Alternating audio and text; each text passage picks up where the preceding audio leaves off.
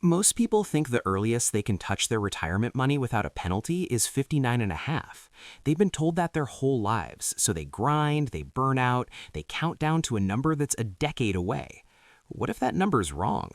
There's an IRS rule most financial advisors don't lead with, and it changes the math on early retirement entirely. It's called the Rule of 55, and if you're approaching that age and feeling done, this is the video you needed to find. Here's the setup.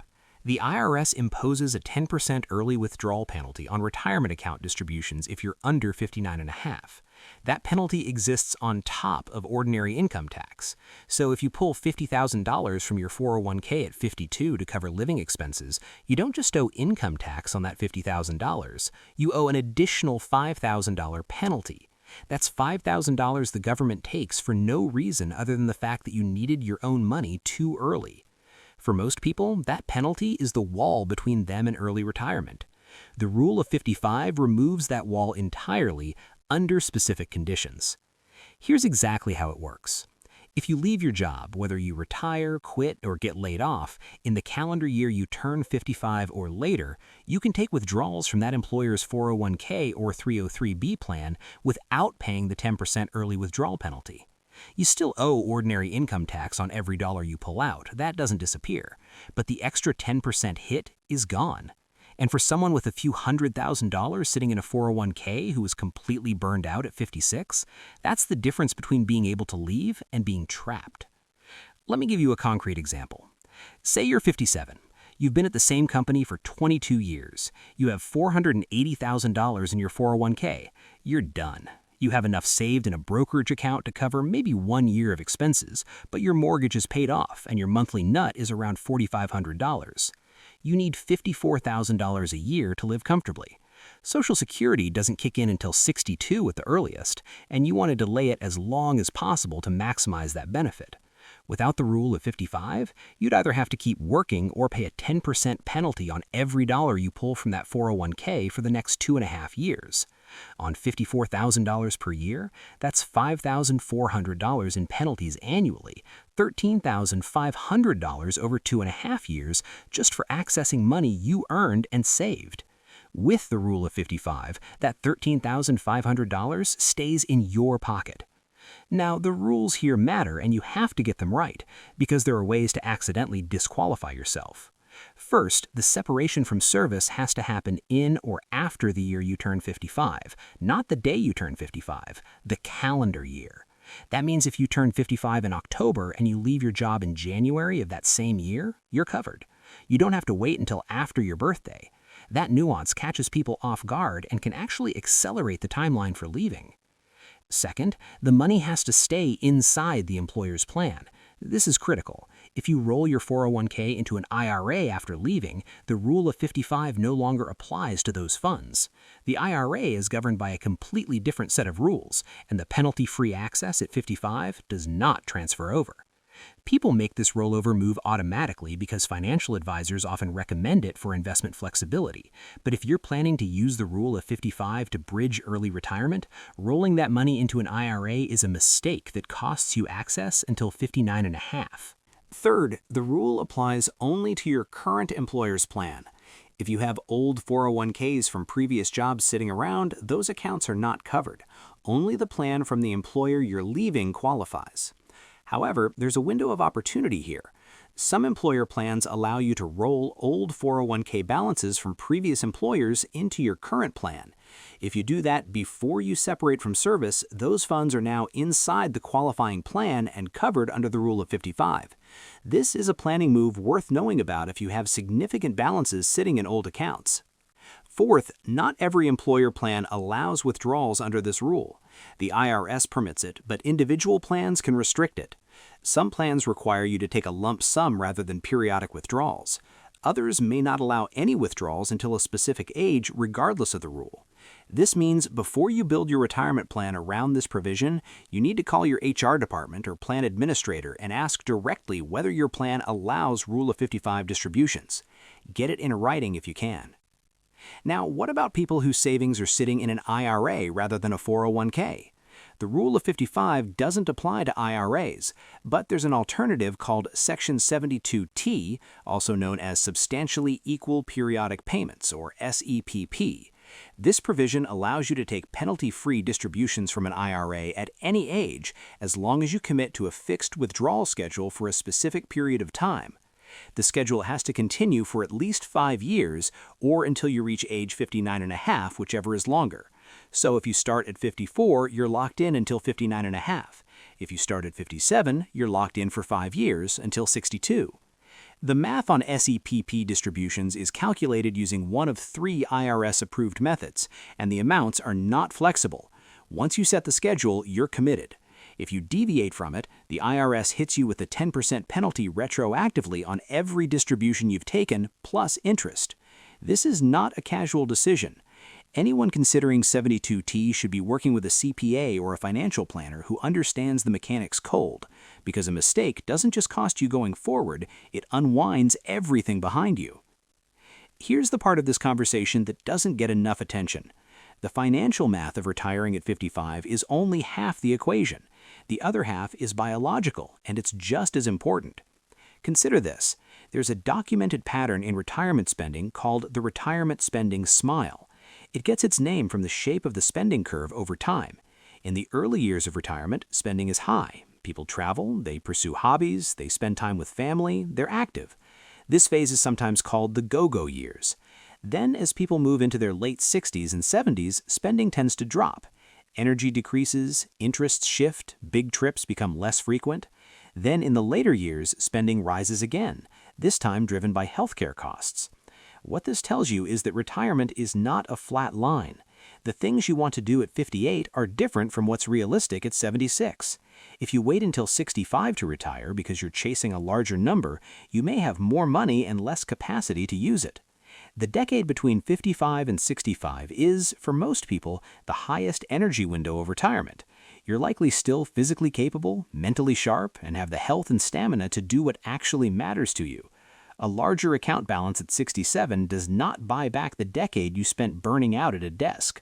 This doesn't mean retire without a plan.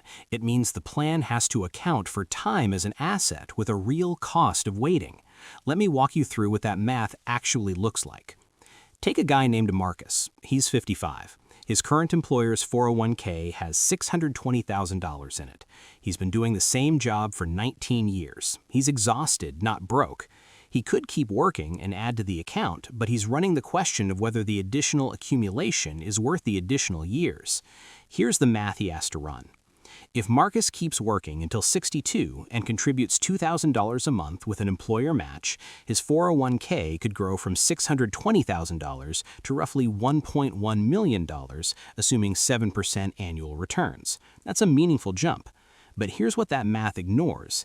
Every year Marcus keeps working is a year he's spending his go-go window at a job he's done with. He's trading peak health retirement years for a larger number on a screen. Whether that trade makes sense depends entirely on his expense structure and what he actually wants those years to look like. Now, here's the trade-off stripped down to its core. $100,000 left invested at 6% returns doubles to roughly $180,000 in 10 years. Money you withdraw early doesn't compound. That opportunity cost is real and should not be dismissed. But the flip side is also real. Every year you delay retirement is a year of your finite retirement that you don't get back. The math cuts both ways. This is why before you invoke the rule of 55, you need to run your actual numbers, not rough estimates. Start with your annual expenses, broken down honestly. Housing costs don't disappear when a mortgage is paid off. Property taxes, insurance, maintenance, and repairs on a paid-off home can easily run $10,000 to $15,000 a year. Add healthcare, which is where early retirement planning gets brutal. When you leave your employer-sponsored health coverage ends.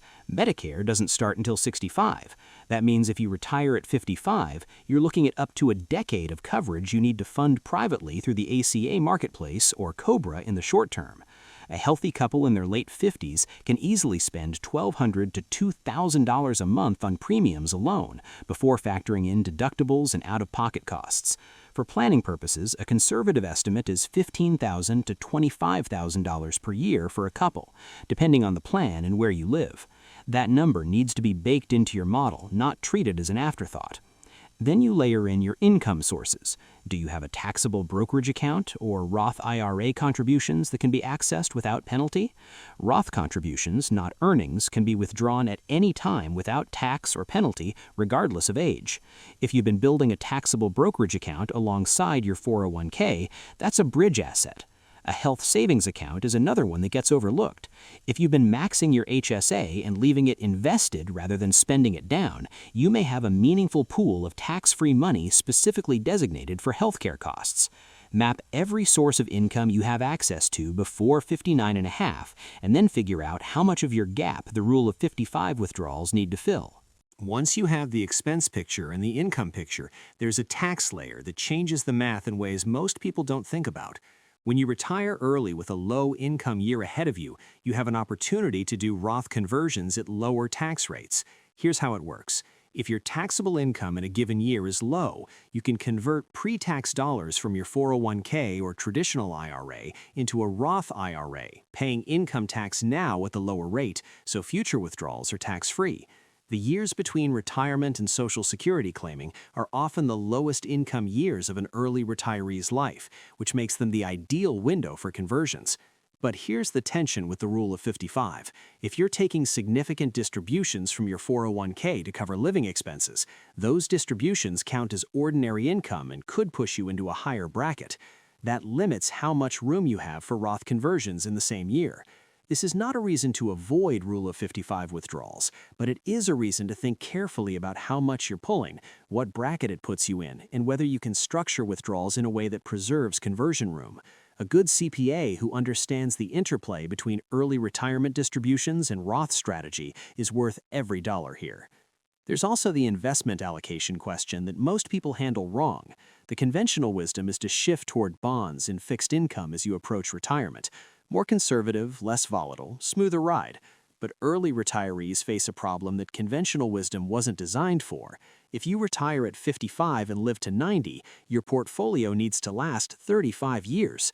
A heavily bond-weighted portfolio at 55 earning 3 to 4% annually may not keep pace with inflation over that timeline. You're not just risking your portfolio running dry, you're guaranteeing it runs dry more slowly than it should. Many early retirement researchers and financial planners argue that early retirees actually need to maintain higher equity exposure, something like 70 to 85% stocks, precisely because of the longer time horizon. The short-term volatility is the price you pay for long-term growth that keeps your purchasing power intact. This is why sequence of returns risk matters so much at 55 versus 65. If you retire and immediately hit a market downturn in years 1 through 3, and you're withdrawing from a portfolio that is simultaneously declining, you can permanently impair your retirement. The mechanics are simple. Selling assets at low prices to fund withdrawals means you have fewer shares left to recover when the market bounces. This is the specific risk that drives the importance of having a cash buffer or a short-term bond sleeve separate from your growth portfolio when you first retire, so that you are not forced to sell equities during a down market to pay your bills. Let's bring this back to the practical framework. Here's how to think about whether the Rule of 55 actually works for your situation. Step 1 is to verify with your plan administrator that your specific employer plan allows Rule of 55 distributions and understand any restrictions on how you can take them. Step 2 is to calculate your actual annual expense requirement, including healthcare, property costs, travel, and a buffer for unexpected expenses. Most people underestimate this by 15 to 20%. Step 3 is to map every income source you have available between 55 and the age you plan to claim Social Security and determine your annual gap. Step 4 is to model the tax impact of your planned 401k withdrawals on your effective tax rate and determine how much room remains for Roth conversions. Step 5 is to evaluate your portfolio allocation relative to your withdrawal rate and your time horizon, and ensure you're not taking on so much risk that a bad sequence of returns in your first few years forces you to permanently impair the account. There are free tools worth using here. The FINRA retirement calculator is solid for basic projections. Bolden, formerly known as New Retirement, allows you to run Monte Carlo analyses on your plan, which is the same methodology institutional financial planners use to determine the probability your portfolio survives different market scenarios. Running a Monte Carlo doesn't predict the future, but it gives you a distribution of outcomes that's far more useful than a single projected number. One more thing that often gets ignored. The Rule of 55 is not a binary switch. It does not require that you stop working forever. You can invoke it, take a sabbatical, withdraw what you need, and return to work part-time or in a completely different role later if you choose. The rule requires that you separate from your current employer in the year you turn 55 or later.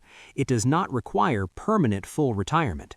Some people use this strategically. They leave a burnout job at 57, draw from their 401k for 2 years, use that time to decompress and reassess, and then return to work in a lower pressure capacity that they actually want to do. The income from that second career, even if it's far less than what they made before, dramatically extends how long the portfolio lasts. This is the thing most people miss when they think about retirement as a cliff. You don't have to go from full-time work to zero income overnight.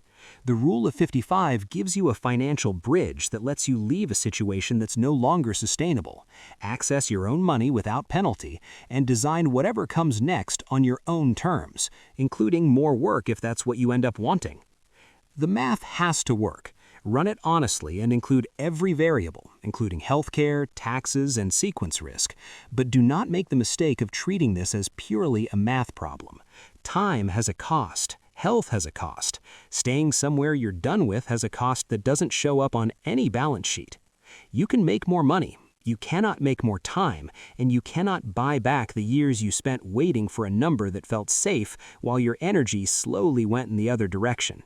If you're approaching 55 and this is the first time you've heard of the Rule of 55, call your plan administrator this week and ask 2 questions. Does our plan allow Rule of 55 distributions, and do you allow incoming rollovers from old employer plans? The answers to those 2 questions will tell you what you're working with, and you can build from there.